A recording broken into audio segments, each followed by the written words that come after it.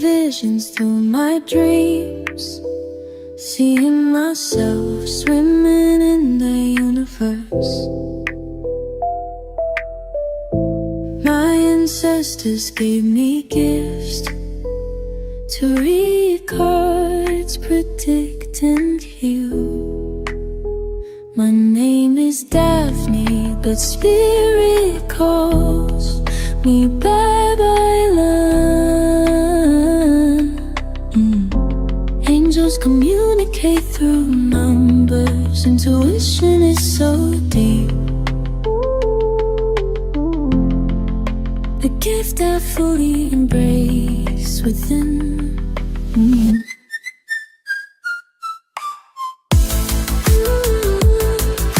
Hi everyone, welcome po sa inyong almost personal readings, no? Tingnan natin kung ano nangyayari. I want you to know that this is a general reading.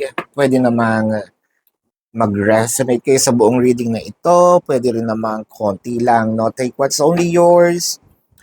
I feel like this is for someone who's really longing, no? For a romantic, serious commitment. There you go.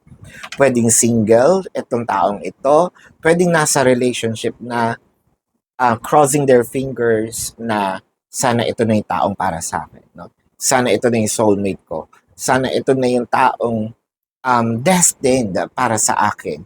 Or kung single naman, sana naman ma-meet ko na yung taong para sa akin. Sana ma-meet ko na yung taong hindi na ako lolokohin. Nakakapagod na tubalon-talon, no, sa isang connections. Lalo na, ilang beses na ba akong sumagot sa anong favorite kong kulay, anong favorite kong pagkain, saan ba ako natatakot, anong favorite movie ko. Ang dami na nagtanong yan, no?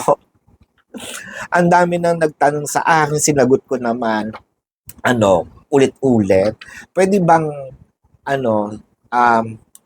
bumili na lang ako ng slam book. Slam book, napaka-old school. Raise your hand kung sino naka-experience sa slam book na yan. Para pag may nagtanong, basahin mo na lang, no? Nakakatamad mag-explain. Hello, Miss Sarah Labati, no? Nakakatamad mag-explain, judge me na lang. Pero ayoko na yung ganun no? Sayang yung oras ko, sayang yung energy ko, sana ito na. Pag dumating na, ito na, no? With the World card, speaking of the Three of Wands and the Justice. May nagdilang anghel. Hindi ako. No, basta sa bunganga ko. Charot.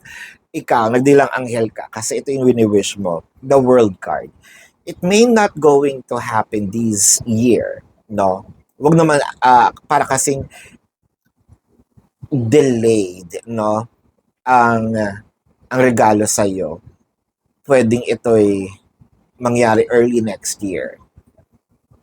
Kasi meron tayong pag-aantay with the Three of Wands. Kung meron naman tayong inaantay na tao, I feel like itong move ng taong ito is mangyayari early next year. Pwede maging close kayo because of the Yuletide season, pero parang hihinugin pa ng panahon no? Early next year. Parang totoong offer. Kung ito naman yung taong karelasyon mo na, kasi the Justice card showing up, ayan na nga siya.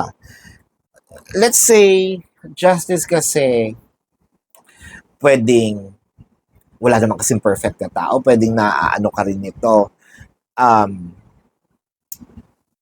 na-frustrate ka rin dito, pero somewhat sabi ng puso mo, ito na rin yung taong parang feeling ko tatanda ako.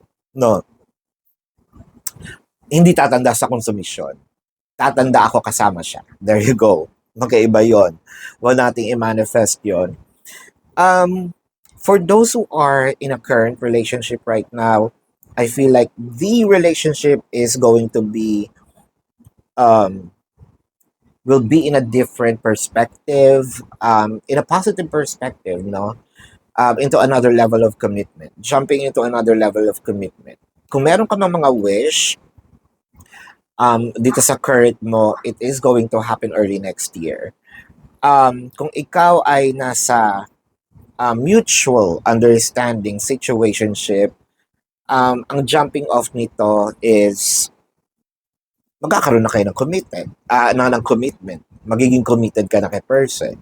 Kung ikaw ay single, well, titibok muli ang puso mo. But this time, it felt like this will be the last. Naku, parang ano yun na, parang may pagbabanta. Hindi, parang this will be the last time that you're going to meet a person kasi this will be a lifetime commitment.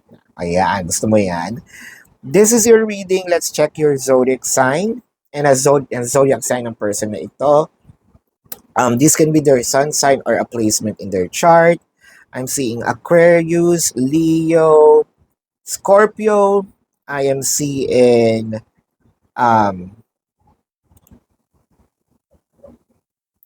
Leo. Leo, Aquarius, Scorpio, Taurus. There you go. I am seeing Aries and Libra. So this is your reading. Maraming salamat. Love and light. Namaste. See you po sa susunod na readings.